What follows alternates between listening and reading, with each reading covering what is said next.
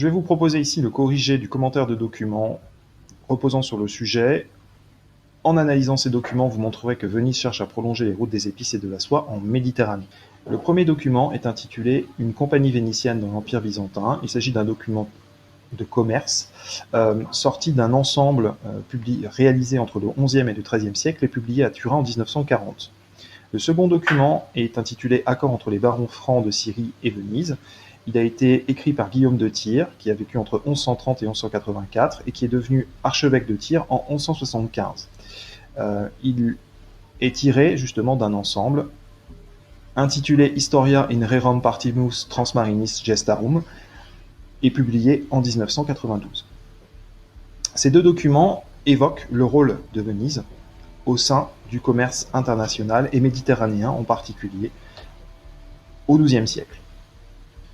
Le premier document est davantage centré sur les relations entre Venise et l'Empire byzantin, en particulier la ville de Constantinople et Thèbes en Grèce. Cet empire a un statut particulier au sein de l'empire maritime et commercial créé par Venise. Le second document est davantage centré sur le royaume de Jérusalem, avec en particulier la ville de Tyr et d'Ascalon, qui sont des cités dominées par le roi de Jérusalem et les barons croisés, tels qu'ils sont mentionnés dans le texte. Venise souhaite étendre ses échanges commerciaux avec ce royaume qui est à l'aboutissement des routes des épices.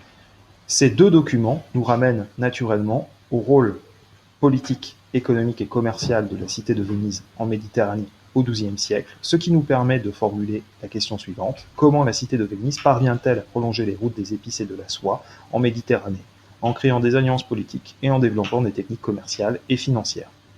Tout d'abord, nous allons évoquer le fait que Venise crée des alliances en Orient pour pouvoir prolonger les routes des épices et de la soie.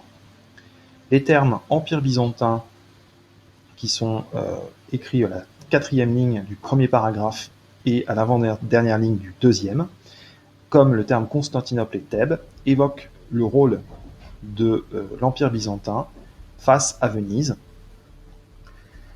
Depuis le milieu du Moyen-Âge, Venise et l'Empire byzantin sont des partenaires commerciaux de premier ordre. Ainsi, en 1086, la bulle d'or rédigée par un empereur byzantin va permettre à Venise d'échanger sans taxe douanière au sein de l'Empire byzantin, avec des avantages qui dépassent de fait n'importe quelle autre cité marchande comme Gênes par exemple, mais aussi même les marchands grecs de l'Empire.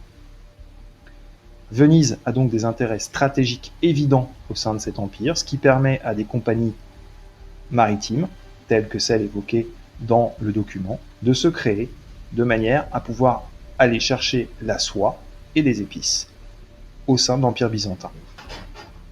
Les termes au sein du deuxième document, la première ligne, baron demandèrent au doge, ou le terme turc, ou encore les éléments liés au traité que les Vénitiens ont mis en place au sujet justement des ports de Tyr et d'Ascalon, ou enfin la dernière phrase à la toute fin du texte numéro 2, à Tyr, si la ville était conquise, le doge et le peuple de Venise se verraient octroyer, ramène aux accords passés entre le royaume de Jérusalem et Venise.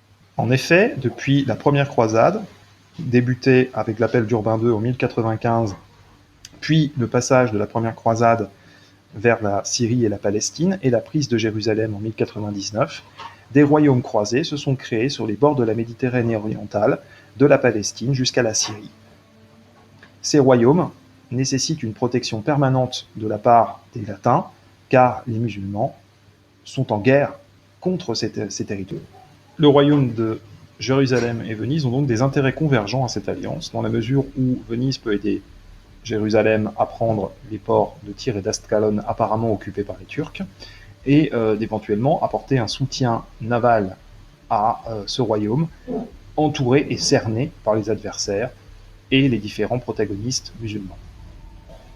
La dernière citation, à Tyr, si la ville était conquise, le doge et le peuple de Venise se verraient octroyer un don perpétuel de 300 livres d'or, montre bien l'intérêt du roi de Jérusalem à obtenir une alliance avec cette cité, de manière à faire en sorte de pouvoir assurer les liaisons et le ravitaillement des territoires occidentaux vers les royaumes latins. Ensuite, nous allons voir comment Venise développe des techniques commerciales et financières pour prolonger les routes commerciales des épices et de la soie de l'Orient vers l'Europe. Ainsi, le premier document, avec le terme « une société commerciale » à la fin du premier paragraphe, ou les dernières lignes du second, aussi je te promets solennellement que je vous rendrai compte de l'argent qui m'a été envoyé pour acheter des produits, ramène aux techniques commerciales et financières développées par Venise. Venise, du fait de la quantité d'or importante générée par le commerce des épices et de la soie, a dû créer des banques pour pouvoir protéger cet argent. Ce développement des activités bancaires a été optimisé tout au long du XIIe siècle et a permis l'apparition de la lettre de change. Cette lettre de change est l'ancêtre du chèque bancaire qui devait permettre d'assurer les transactions sur des longues distances tout en donnant une assurance à l'acheteur. Ce dernier retirait une lettre de change avec la somme due au vendeur à la banque, l'envoyait ensuite par bateau au vendeur qui pouvait ensuite renvoyer la cargaison. Ainsi, l'or nécessaire à l'achat était donc finalement transféré de banque à banque et ne nécessitait pas donc de transfert physique.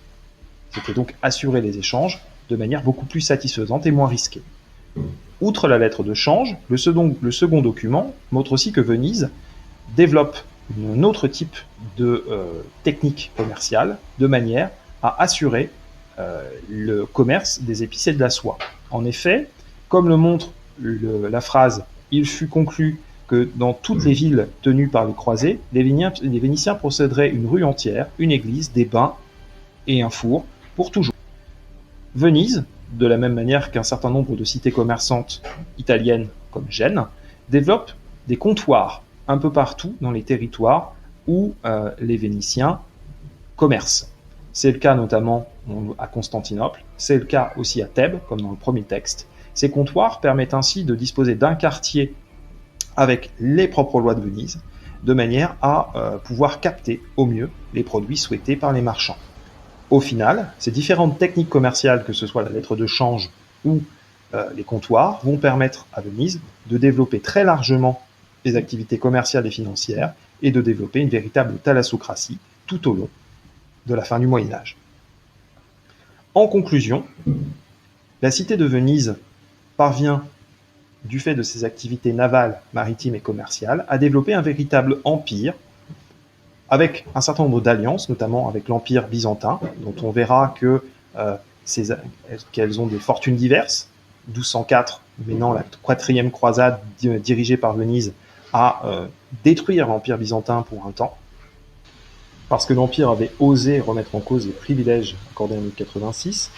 Et on voit aussi par ailleurs que Venise cherche à étendre ses relations commerciales et que l'émergence des royaumes croisés à la suite de 1099 et tout au long du XIIe siècle va lui permettre, notamment en Orient, de disposer de points d'appui à Tyr, à Scalone, dans les différents ports du royaume des royaumes croisés, et en particulier celui de Jérusalem.